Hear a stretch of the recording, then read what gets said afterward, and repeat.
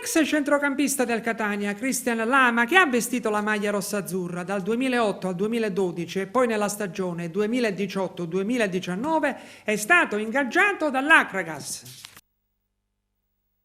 Cristiano Jama ritorna in Sicilia dopo 3 anni. Quali sono le prime sensazioni?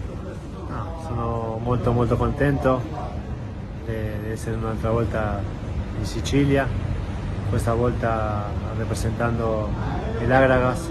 Sono molto convinto che sarà un anno molto importante. Questo solo dipende da noi e sicuramente da tutti i miei compagni. No? Cosa ti ha convinto a scegliere Akragas? No, guarda, voleva tanto tornare in Sicilia, al di là di che ci sia gente dietro questa società che la conosco, quindi so che è gente seria e che vuole fare bene, quindi sicuramente si farà così. Cosa ti senti di dire ai tifosi? No, che ci accompagnino durante tutto quest'anno, che sicuramente noi cercheremo con i fatti dare tutto sul campo. No? Hai già avuto modo di sentire Mister Coppa? Quali sono le prime impressioni su di lui?